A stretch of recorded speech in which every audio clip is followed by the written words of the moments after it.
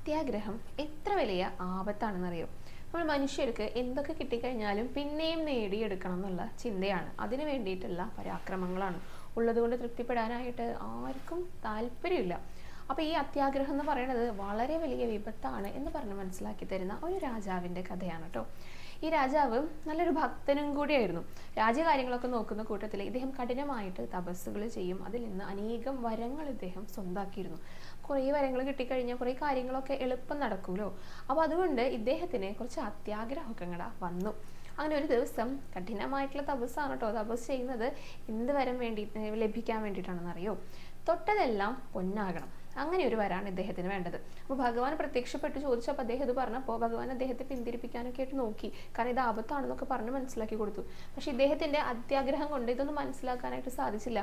അപ്പോൾ ഭഗവാൻ വിചാരിച്ചു, എന്നാൽ പിന്നെ ഈ അത്യാഗ്രഹം ഒന്ന് മാറ്റിയിട്ട് തന്നെ കാര്യം, എന്നിട്ട് വരം കൊടുത്തു. എന്താണെന്നറിയോ? ഈ രാജാവ് തൊട്ട് കഴിഞ്ഞാൽ എല്ലാം പൊന്നായിട്ട് സ്വർണ്ണമായിട്ട് മാറും.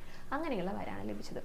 രാജാവിനാകട്ടെ നല്ല സന്തോഷമായി. വേഗം കൊട്ടാരത്തിലെത്തിയിട്ട് അദ്ദേഹം ഇതൊക്കെ ഒന്ന് പരീക്ഷിച്ച് നോക്കണമല്ലോ. അപ്പോൾ കൊട്ടാരത്തിൻ്റെ തൂണുകൾ, ചുവരുകൾ, കൽപ്പടവുകൾ ഇതൊക്കെ തൊട്ട് നോക്കിയപ്പോൾ തൊടുന്ന മാത്രയിൽ എല്ലാം സ്വർണ്ണമായിട്ട് അങ്ങോട്ട് തീർന്നു. കസാരകൾ, മേശകൾ എല്ലാം സ്വർണ്ണമായിട്ട് മാറി. അപ്പോൾ രാജാവിന് നല്ല സന്തോഷമാണ് തോന്നിയത് കേട്ടോ. പക്ഷേ ഈ സന്തോഷം അധിക സമയം അങ്ങോട്ട് നീണ്ടു നിന്നില്ല. ഒരുപാട് ദിവസമെന്നോ ഒരുപാട് കാലം എന്നല്ല പറയണത്, അധിക സമയം പോലും നീണ്ടു നിന്നില്ല. കാരണം കുറച്ച് കഴിഞ്ഞപ്പോഴേ രാജാവിന് വിശന്നു തുടങ്ങി. അപ്പോൾ വിശന്നപ്പോൾ കഴിക്കാനായിട്ട് ഫലങ്ങളൊക്കെ എടുത്തു, വെള്ളമൊക്കെ കുടിക്കാനെടുത്തു. അതും തൊട്ട മാത്രയിൽ അതും സ്വർണ്ണമായിട്ട് മാറി. അപ്പോൾ പിന്നെ കഴിക്കാൻ പറ്റുന്നില്ല, എന്ത് തൊടുമ്പോഴും സ്വർണ്ണമായി മാറില്ലേ. അപ്പോൾ രാജാവിന് കുറച്ച് സങ്കടമൊക്കെ വന്നു തുടങ്ങിയിട്ടോ. അദ്ദേഹം അങ്ങനെ സങ്കടപ്പെട്ടിരിക്കുന്ന സമയത്ത് അദ്ദേഹത്തിൻ്റെ കുഞ്ഞ് അദ്ദേഹത്തിൻ്റെ അടുത്തേക്ക് ഓടി വന്നു. അപ്പോൾ കുഞ്ഞിനെ കണ്ട മാത്രയിൽ വേറെ ഒന്നും ചിന്തിക്കാതെ വേഗം അതിനെ അങ്ങനെ പോയിട്ട് എടുത്ത മാത്രയിൽ കുഞ്ഞും സ്വർണ്ണമായിട്ട് മാറി. അതോടുകൂടിയിട്ട് രാജാവിൻ്റെ ആ സമനില അങ്ങോട്ട് തെറ്റി. ഭ്രാന്തനെ പോലെ അദ്ദേഹം അലർത്തി തുടങ്ങി. അപ്പോൾ ഈ അടുത്ത് നിൽക്കുന്നവർക്കൊക്കെ രാജാവിൻ്റെ അടുത്തേക്ക് പോകാനായിട്ട് പേടി. കാരണം അവരെ തൊട്ട് കഴിഞ്ഞാൽ അവർ സ്വർണ്ണമായിട്ട് മാറില്ലേ.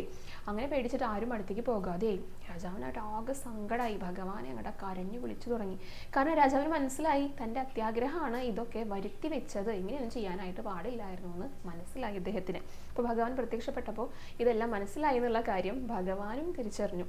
ആ ഇദ്ദേഹത്തിൻ്റെ അത്യാഗ്രഹമൊക്കെ പോയി എന്നുള്ളത്. അദ്ദേഹം ഭഗവാന്റെ കാൽക്കൽ വീണിട്ട് മാപ്പപേക്ഷിച്ചു. ഭഗവാൻ എന്ത് ചെയ്തു? ആ നൽകിയ വരം തിരികെ അങ്ങോട്ട് എടുത്തു.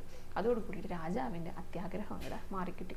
നമ്മുടെ അടുത്ത് തന്നെ പറയുന്നത് ഇതൊരു കഥയായിട്ടാണ് പറയുന്നതെങ്കിലും കൂടിയിട്ട് ഈ അത്യാഗ്രഹം എന്നുള്ള ആ ഒരു വികാരം ഉണ്ടല്ലോ, ആ ഒരു വിചാരം ഉണ്ടല്ലോ, അത് വന്നു കഴിഞ്ഞാൽ അതിൻ്റെ ആപത്തുകൾ, അതിൽ നിന്നുണ്ടാകുന്ന വിപത്തുകൾ എത്രത്തോളം വലുതാണ് എന്നാണ് നമ്മൾ ഈ കഥ പഠിപ്പിക്കുന്നത്.